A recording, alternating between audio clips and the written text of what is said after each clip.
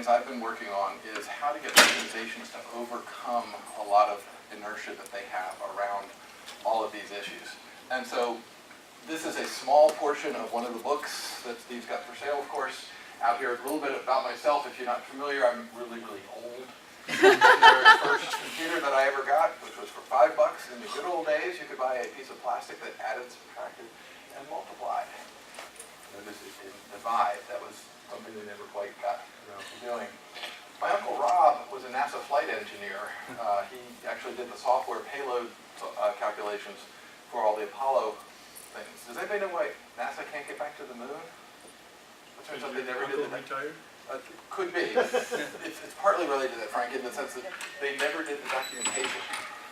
They don't know what they're doing. So he retired. They brought him back as a contractor. He still, did work for them, and he kept saying, "But you've got to write this stuff down," and they didn't. Right, and so that was one of the problems with it. Back along these days, who used these when they were younger? Okay. Yes, they still exist. This is why the kids look at us and go, "Oh, no wonder you people were so dumb." We actually tried to make computers work by doing these things, and of course, what was the big trick with these? Not dropping the deck. Yeah. So, yeah, absolutely critical. Who was it last night? Pascal, you hand wrote The number on the thing. Yeah, me too. which probably saved your butt a couple times, right? Did not. Did not. You never A wasted investment. That's the reason for the angled line, so you could see an out-of-order card. Yes, this was cut along the corners there, so that you could at least see they were lined up in the right direction. However, that didn't do anything about sequencing. So you got position, but not, you need more contextual information in order to get all of that. I've had a wonderful career and done all kinds of really interesting adventures. I'll tell you a little bit about them. My official job is that I am a professor at Virginia Commonwealth University. The only way you would have heard about VCU at all might be that we come occasionally in March up to the Final Four. Yes. We start to approach. We've never really gotten into that level. I think we get to the Sweet 16 at one point. The Cinderella team. Exactly. That's sort of our mantra there. I own with VCU a company called Data Blueprint. So that makes me a professor with a positive cash flow, which is a little bit... They do like that, yes. That is sort of a different kind of thing. Also, obviously, I've been involved in NAMA my entire life. Spent a fair amount of time going back and forth. Was actually the president again for 2 months this summer, and then elections moved on from that whole process. But NAMA, of course, is the place we want you guys to think of for coming and learning more about these types of activities, because we do a terrible job in college and university doing this. Fair amount of books and publications. One of the things I've learned about books is that the thinner they are, the more likely they are to be read. So when you hand a book to somebody, this is the case for the CDO, it is scientifically engineered to make sure it can be read on any length of any airplane flight anywhere. There's no excuse for it. They're not really books for you guys. This has stuff in it that you guys all know how to do. But it's for handing it to your boss's boss. And say, read this, and then let's have a conversation about it. And we found they're actually quite helpful to do that. Now, working in the university context, are you going to try and follow me around? Is that, I'm going to drive you crazy, I'm sorry. In the process of doing this, we have to, of course, come up with some research. So I created something that we now know as the DMM. Most of you are familiar with the Data Management Maturity Model. It's a way of looking at what we're doing in data and trying to do better with it, with our organizations. Gives you a very nice roadmap around that. I did the first article on that, had more than 500 data management practices. Guess what? Most of them sucked. Okay? And so, it's a question of how does that work. The other thing that's a little bit different about me as a professor, though, is that they've been very kind to let me go live in various different places throughout my career. So I spent 4 years in Finland working with Nokia, which is a very interesting company. One of the higher, more mature companies that did this. And sorry for any Microsoft fans, Microsoft, of course, ruined that entire process. And they grabbed a hold of Nokia and pulled them into it, just like they ruined Skype. Shall I keep going? I'm not an anti-Microsoft fan. Microsoft is an application-centric organization, and precisely what you would expect of them. In fact, one of the more interesting, egregious things that's happened is, I don't know if you are WebEx fans, but WebEx recently redid their graphical user interface. So the first thing they did was they hid all the buttons. That's an easy way to make sure you don't have anybody complaining about your buttons. But then when you look at the buttons, now you're supposed to figure out what they mean. We've all been using WebExes and GoToMeetings and things like that for years, but this new interface is thoroughly confusing. Doesn't make any sense whatsoever around this. I'm coming up about 3 years with a company in Bentonville. That would be Walmart, right, exactly. They have the biggest piles of data you have ever seen in your life.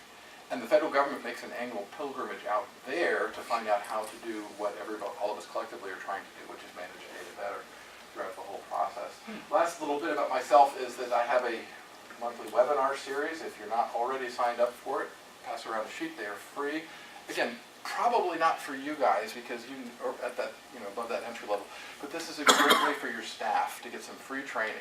Even if you don't happen to be online on the second Tuesday of the month at 2 p.m. Eastern Standard Time, they're all archived. It's a great way to go back and pull things from Dataversity, and it's not just my stuff, but everybody's stuff that's out there, so that you can get your staff jumped up and educated around some of these areas.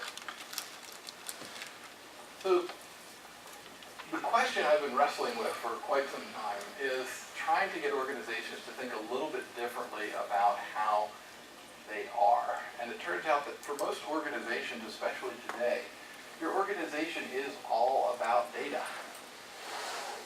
Some of you make something. Okay? Ford, for example, is not making cars anymore. They're making SUVs, but they're not making cars anymore. Ford is essentially an information organization in the same way Apple is an essential organization.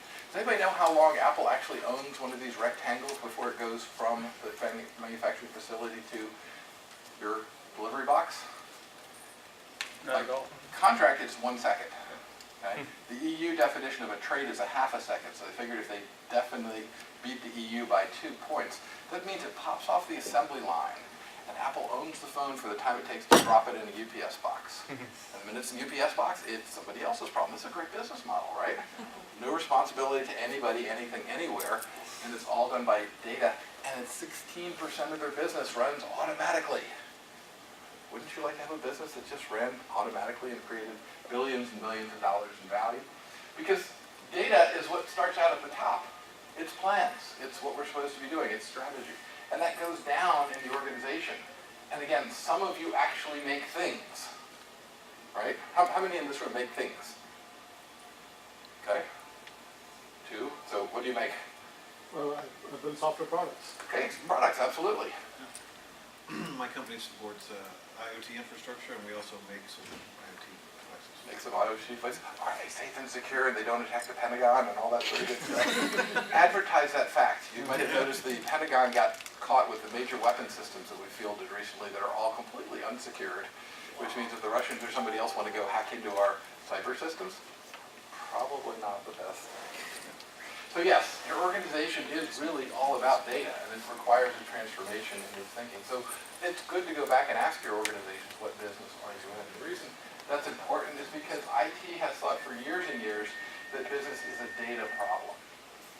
Well, yes, that's sort of true, but their attitude is if they can connect to the server, my job is done.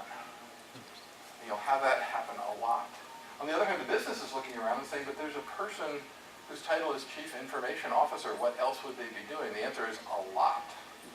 Your CIOs are actually slammed with a portfolio of enormous complexity. This is what keeps the devices talking to whatever we're doing and how you get your email and get your work done in order to get all that happening. That's a very broad portfolio. And if we ask CIOs to do more with data, something has to fall off of their schedule. And that's probably not going to happen. So this is the reason for the CDO movement that we've been talking about. And data, as a result, has fallen into this enormous chasm between the business and IT. And it's really collectively up to us in this room to start to look at repairing that and understanding that data is a blend of things that are happening between business and IT. It is the language that we use in order to do this. The reason this is important is because we still suck at IT. Sorry, but there's no other way to say it. If 1 in 3 IT projects succeeds on price, functionality, and schedule dimensions, and my dentist told me that they had a 1 in 3 chance of pulling the right tooth, I would find another dentist, right? We don't yet do that in IT, though, and we've got to get better. Part of it is absolutely to blame on the college and university systems. Now, I happen to know that the university system here in Wisconsin is actually very good, but generally you will not find a lot of colleges and universities doing things. So I'm speaking very broadly, including my own university. We teach people what systems are. This is students. They pay us. They trust us to do this. And we say they consist of people, process, hardware, software, and of course, data. Now, these things are not all equal, but they are presented as equal. That's the first problem. When we look at what's happening in the data world, it is unbelievable. In fact, if you have not had a chance to see Micheline Casey talk, she's a wonderful, articulate speaker. She's got a terrific sentence that makes you win data arguments. Would you like to hear it? She